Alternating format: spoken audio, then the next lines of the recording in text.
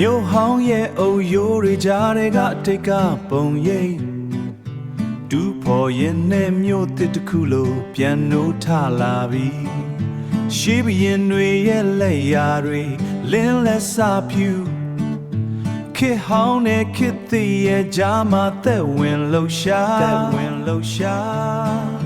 လမ်းတိုင်းမှာသမိုင်းရဲ့အသက်တွေတွဲခိုလို့မင်းလာခဲ့ဖို့တောင်ငူကစောင့်ကြိုနေခဲ့ပြီလမ်းလာခဲ့ပါတောင်ငူမြေကိုရွှေစံတော်ဘုရားရဲ့အရေးအောင်မှာစိတ်အေးချမ်းမှုတွေကိုလာရောက်ရှာဖွေပါသမိုင်းနံမိုးတွေကိုအတူထိန်းသိမ်းရင်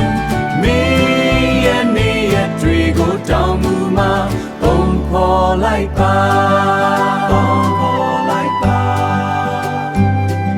စကားဝိုင်းတွေကအတန်လေးတွေကြားဘူးသလားချနဲ့ရှောရှက်နေတဲ့အတန်စင်ချိုချိုလေးတောင်ငူရဲ့ရိုးသားခြင်းတွေကဒီအတန်မှာခိုးအောင်နားထောင်ကြည့်ပါပြုံးရဲ့ခြင်းတွေနဲ့အတူ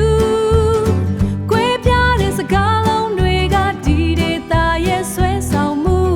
တစ်ခေါက်လောက်တော့ကြားဘူးအောင်လာခဲ့ပေါ့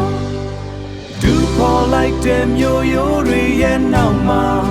ဖုံးကွယ်နေတဲ့ဇလံတွေအများကြီးရှိသေးတယ်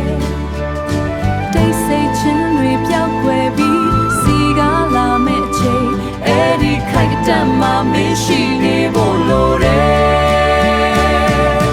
လမ်းလာခဲ့ပါတောင်ငူမြေကိုရွှေစံတော်ဘုရားရဲ့အရေးအောင်မှာ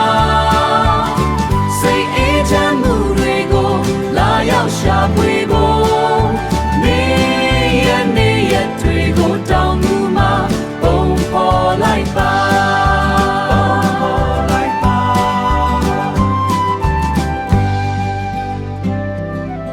အုပ်ရိုးဟောင်းတွေကအသက်ဝင်လာပြီးမင်းလာဖို့စောင့်နေတဲ့မြို့လေး